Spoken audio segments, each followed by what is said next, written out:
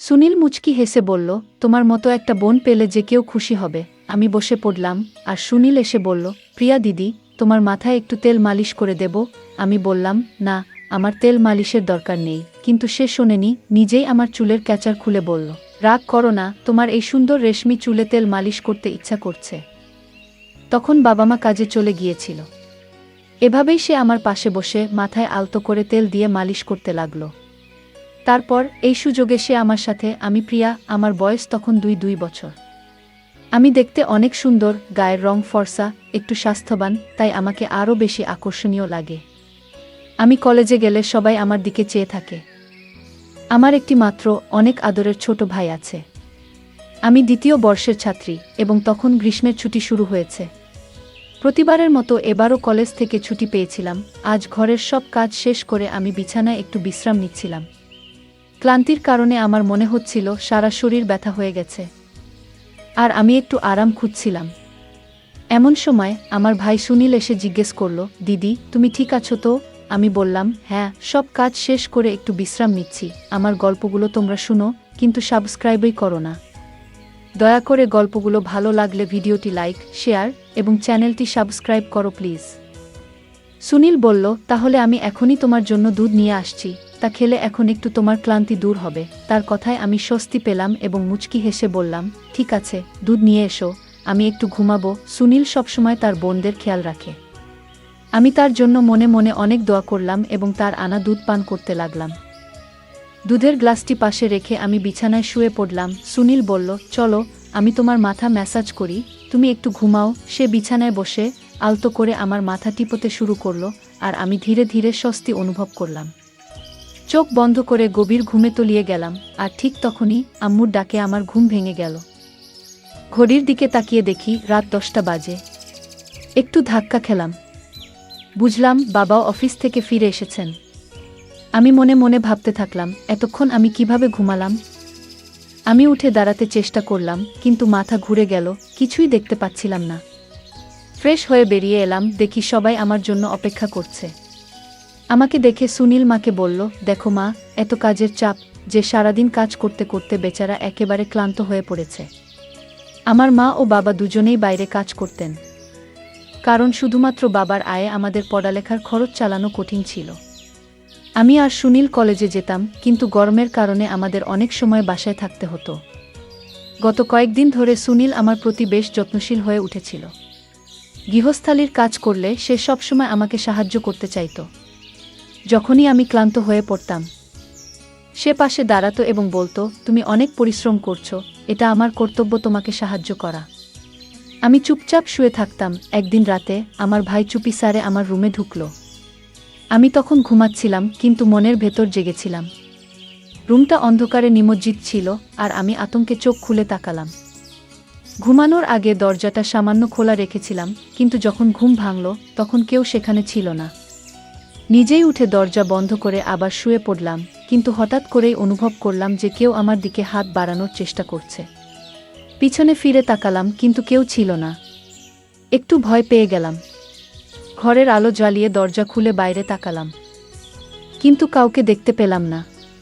আগে কখনো এমন কিছু ঘটেনি, তাই একটু অস্বস্তি লাগছিল।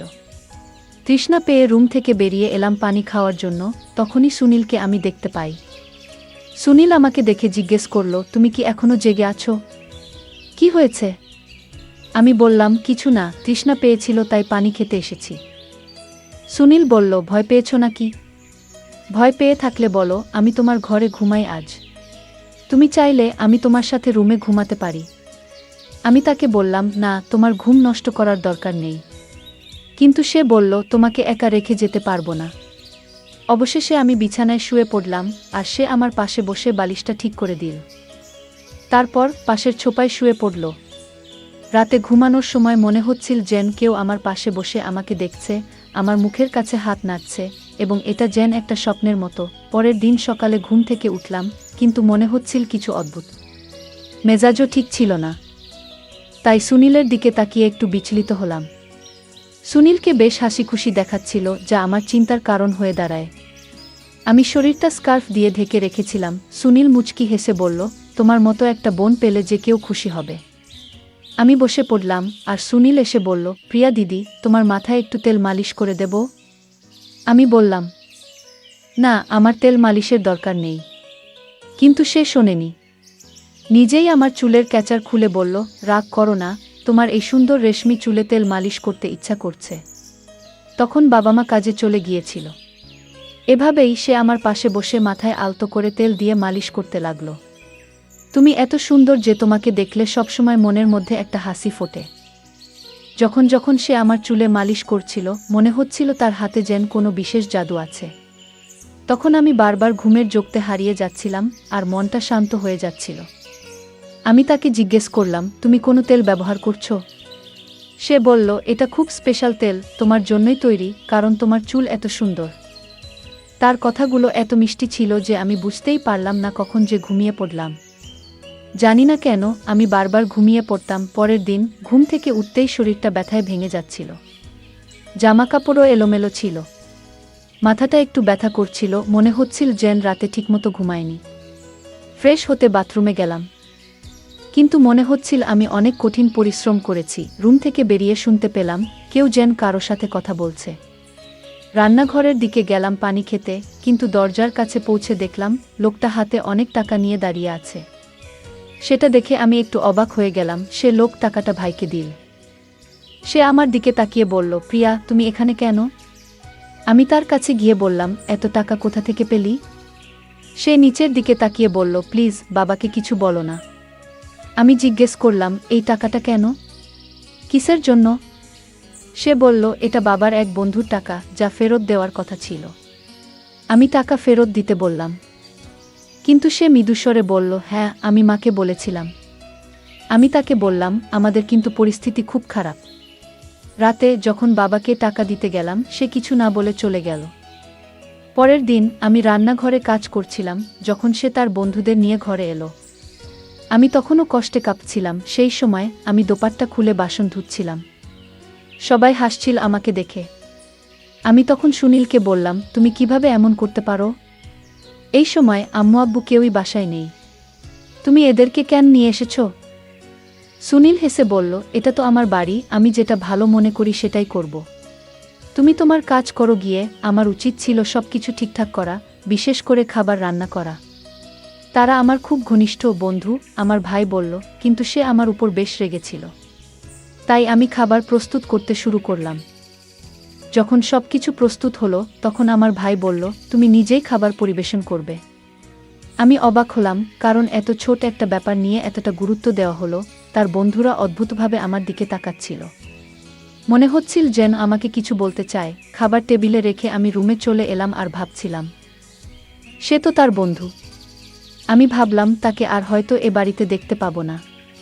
তারা চলে যাওয়ার পর ঠিক তখনই সে আমার রুমে এসে আমার গালে আলতো করে স্পর্শ করল এবং বলল, তুমি এত রাগ করছো কেন? তারা আর আসবে না। কিন্তু মা বাবাকে এই ব্যাপারে কিছু বলো না, প্লিজ। তার আচরণ আমাকে একটু বিরক্ত করছিল। কিন্তু তো আমি নিজের রুমে গিয়ে একটু শান্ত হওয়ার চেষ্টা করলাম। বিশ্রামের জন্য ঘুমিয়ে পড়লাম, কিন্তু হঠাৎ করে আমার পায়ে কারো স্পর্শ অনুভব করলাম। চমকে উঠে দেখি সুনীল আমার পাতার কোলে রেখেছে। সে মেসেজ করছিল। আমি তাকে থামানোর চেষ্টা করলাম, কিন্তু সে বলল, আমাকে মেসেজ করতে দাও। আমি তো তোমার যত্ন নিচ্ছি।